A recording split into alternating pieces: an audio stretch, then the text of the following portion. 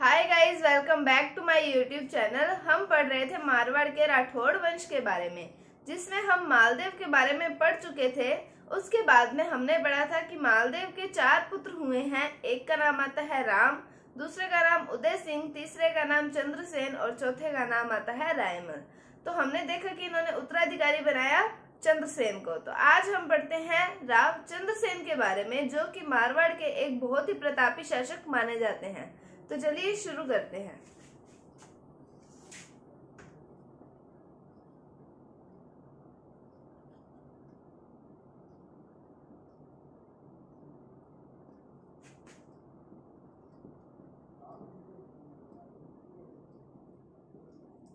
तो चंद्रसेन का time period आता है 1562 से 1581 ईस्वी तक।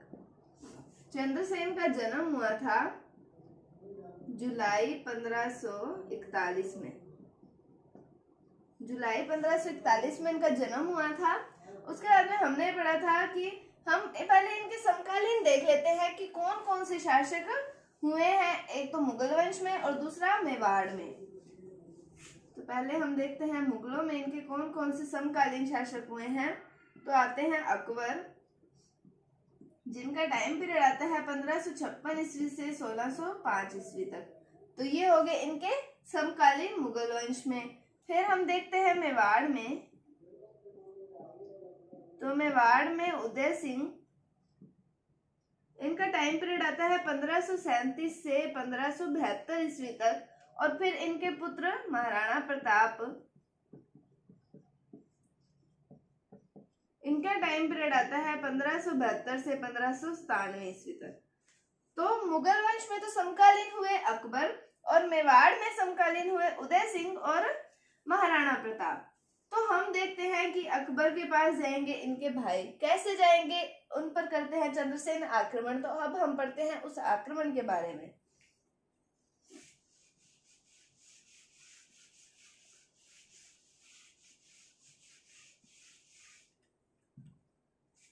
तो हमने पढ़ा था मालदेव के 4 पुत्र।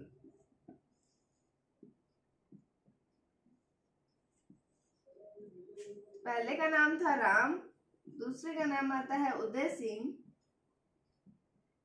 तीसरे का नाम आता है चंद्रसेन और चौथे का नाम आता है रायमल। तो जो चंद्रसेन है, ये शासक बनने के बाद 1562 से 81 ईस्वी तक शासनकाल रहा इनका। इन्होंने किया उदय सिंह पर आक्रमण और इन्होंने किया राम पर आक्रमण। इन दोनों पर आक्रमण किया तो फिर इन दोनों ने शरण ली किसके पास जाके? अकबर के पास।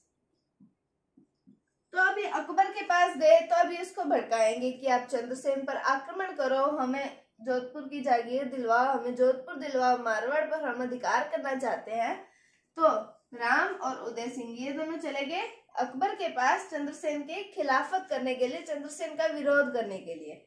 फिर अब अकबर करेगा चंद्रसेन पर आक्रमण। पर चंद्रसेन मारवाड़ के ऐसे प्रतापी शासक रहे हैं जिन्होंने अकबर की अधीनता स्वीकार नहीं की थी। चंद्रसेन के बाद में जब शासक हम पढ़ेंगे उदय सिंह के बारे में, तो इन्होंने भी अकबर की अधीनता स्वीकार नहीं की थी। वहीं अगर हम मेवाड़ की बात करते हैं तो मेवाड़ के जो महाराणा प्रताप आते हैं, उन्होंने भी अकबर की अधीनता स्वीकार नहीं की थी। तो अगर हमसे प्रश्न पूछा जाए कि ऐसे राजस्थान के ऐसे कौन से राजपूत शासक हुए हैं जिन्होंने अकबर की अधीनता स्वीकार नहीं की थी, तो वो है राव चंद्रसेन, महाराणा प्रताप और उदय सिंह। इन तीनों ने अकबर की अधीनता स्वीकार नहीं की थी। तो हमें पता होना चाहिए महाराणा प्रताप, उदय सिंह और चंद्रसेन। चंद्रसेन के कई उपनाम भी आते हैं, महाराणा प्रताप से रिलेटेड कुछ उपनाम भी आते हैं, तो वो हम पढ़ते हैं।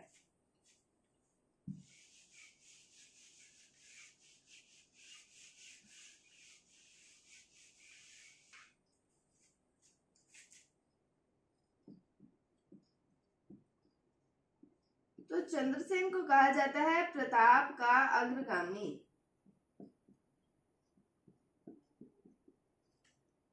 इन्हें कहा जाता है प्रताप का पथ प्रदर्शक। इन्हें कहा जाता है मारवाड़ का प्रताप।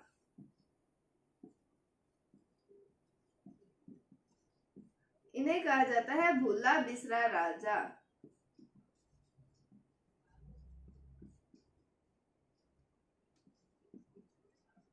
और इन्हें कहा जाता है विस्मृत नायक। तो इन्हें क्या क्या कुछ कहा जाता है, एक तो प्रताप का अग्रगामी, प्रताप का पथ प्रदर्शक, मारवाड़ के प्रताप, भूला बिसरा राजा और विस्मृत नायक।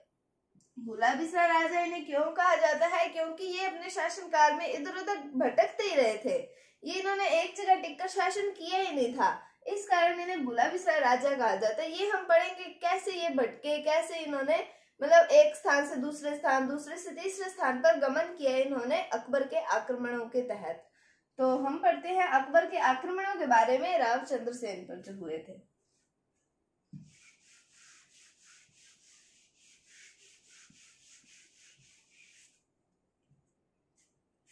बात आती है 1564 ईस्वी की। तो मुगल शासक तो हैं अकबर और मारवाड़ या अपने जोधपुर कह सकते हैं इसे, यहाँ पर है चंद्रसेन। अब जो अकबर है इन्होंने इन पर करवाया आक्रमण, किसके नेतृत्व में, हुसैन कुली खां के नेतृत्व में। हुसैन कुली खान के नेतृत्व में चंद्रसेन के पीछे लगा दी इन्होंने सेना, इन पर आक्रमण करवा दिया और इस आक्रमण के तहत ये भाग गए भद्राजून। कहीं कहीं पर भद्राजून को भाद्राजून भी कहा जाता है। तो ये चले गए थे भद्राजून, ये पड़ता है जालौर में। तो पहली जगह कहाँ गए, जोधपुर से भद्राजून। उसके बाद में बात आती है 1570 ईस्वी की। 1570 में अकबर का लगा नागौर दरबार। तो चंद्रसेन जो है वो भद्राजून में थे और आए नागौर दरबार में। क्यों आए थे, ये सिर्फ अकबर की राजपूत नीति का देखने आए थे कि अकबर की राजपूत नीति कैसी है, अकबर की राजपूत नीति के बारे में जानने को आए थे। लेकिन इन्होंने यहाँ पर भी अकबर की अधीनता स्वीकार नहीं की थी। यहाँ पे बहुत से शासक आए थे लेकिन उन्होंने अकबर की अधीनता स्वीकार कर ली थी, लेकिन चंद्रसेन ने अकबर की अधीनता स्वीकार नहीं की थी और ये वापस लौट गए भद्राजून। इससे अकबर को लगा कि उसका अपमान करके चले गए, इस कारण अकबर वापस इन पर आक्रमण करेगा। तो वो देखते हैं हम कैसे किया। उससे पहले 1572 ईस्वी में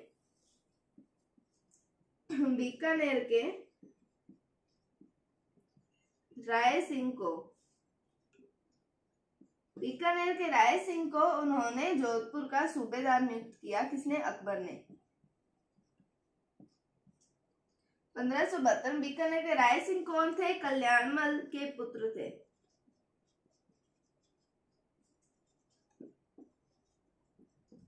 हमने पढ़ा था राव जैतसी के दो पुत्र थे, कल्याणमल और भीम। तो उन कल्याणमल के पुत्र थे राय सिंह, इनको अकबर ने जोधपुर का सूबेदार नियुक्त किया था। तो ये 1564 का आक्रमण था कि मुगल शासक तो है अकबर, जोधपुर में है चंद्रसेन, इन पर हुसैन कुली खान के नेतृत्व में हुआ आक्रमण। तो फिर ये चले गए भद्राजून। फिर नागौर दरबार में भी इन्होंने अधीनता स्वीकार नहीं की अकबर की। और 1572 में अकबर ने बीकानेर के राय सिंह को जोधपुर का सूबेदार नियुक्त कर दिया था। अब हम बढ़ते हैं अगले आक्रमण के बारे में।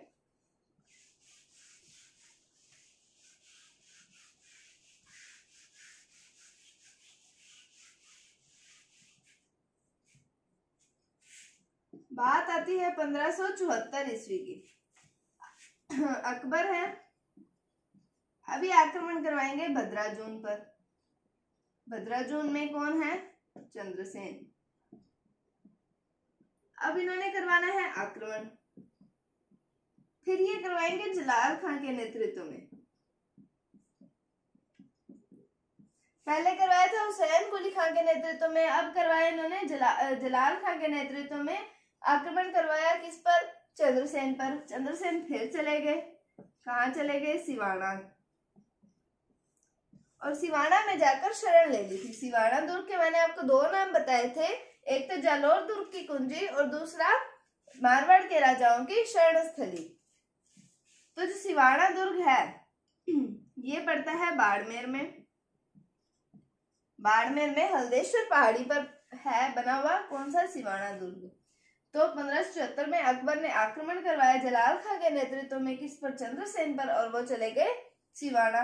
और फिर अकबर ने यहाँ का प्रशासक भी राय सिंह को नियुक्त कर दिया।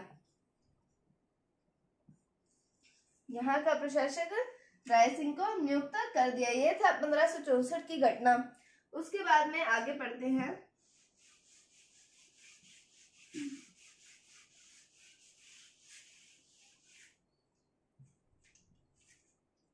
फिर आती है 1577-78 की बात आती है।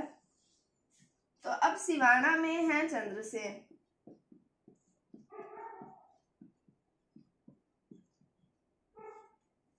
और अकबर ने आक्रमण करवाना है। तो अकबर आक्रमण करवाते हैं चंद्रसेन पर। किसके नेतृत्व में करवाएंगे? अभी पढ़ते हैं हम। तो शाहबाज खां और राय सिंह के नेतृत्व में। शाहबाज खां और राय सिंह के नेतृत्व में करवाया आक्रमण चंद्रसेन पर, और चंद्रसेन चले गए फिर सारण की पहाड़ियों में।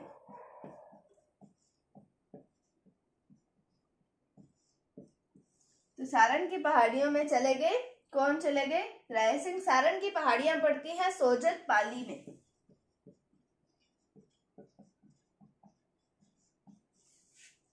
तो इस तरह हमने देखा कि पहले जोधपुर में थे, फिर बद्राजून, फिर चले गए सिवाना, और फिर सारण की पहाड़ियां। इस कारण इन्हें कहा जाता है भूला बिसरा राजा। तो हमने देखा अकबर ने आक्रमण करवाया शाहबाज खां और राय सिंह के नेतृत्व में। पहला आक्रमण हुआ था हुसैन कुली खां के नेतृत्व में, दूसरा हुआ जलाल खां के नेतृत्व में, और तीसरा हुआ शाहबाज खां और राय सिंह के नेतृत्व में।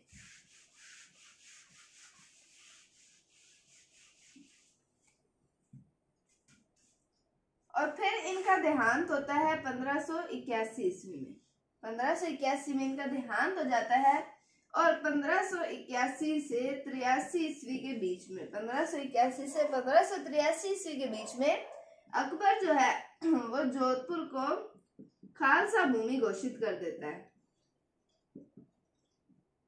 खालसा भूमि घोषित कर देता है 1581 से 1583 ईस्वी के बीच में। खालसा भूमि का मतलब होता है कि सारी भूमि जो चली जाएगी इसकी देखरेख सब सेंट्रल गवर्नमेंट के हाथ में चली जाएगी। उसके बाद में ये कहा जाता है कि चंद्रसेन जो थे ये मारवाड़ के ऐसे पहले शासक थे जिन्होंने छापामार युद्ध पद्धति और गोरिल्ला युद्ध पद्धति इनका प्रयोग किया था। एकमात्र ये ऐसे शासक थे जिन्होंने छापामार युद्ध पद्धति और गोरिल्ला युद्ध पद्धति का प्रयोग किया था। और फिर बात आती है सारण में इनका हुआ था दाह संस्कार, सारण की पहाड़ियों में। यहाँ पर इनकी संगमरमर की एक मूर्ति लगी हुई है, जिसमें मतलब घोड़े पर सवार इनकी मूर्ति लगी हुई है, उसके साथ में 5 स्त्रियां खड़ी हैं उसके आगे, जिससे पता चलता है कि इनकी मृत्यु पर, इनका जब देहांत हुआ था तब 5 स्त्रियां सती हुई थी। और ये प्रतिमा कहाँ लगी हुई है? सारण की पहाड़ियों पर, जहां पर इनका दाह संस्कार किया गया था। तो ये था राव चंद्रसेन के बारे में। मैं उम्मीद करती हूँ कि आपको ये टॉपिक समझ आया होगा। अगर आपको कोई भी डाउट है तो आप कमेंट सेक्शन में पूछ सकते हैं। अगर आपको वीडियो थोड़ी सी भी अच्छी लगी है तो इसे लाइक कीजिए, शेयर कीजिए और चैनल को सब्सक्राइब जरूर कीजिए। Thank you, thanks for watching, bye bye.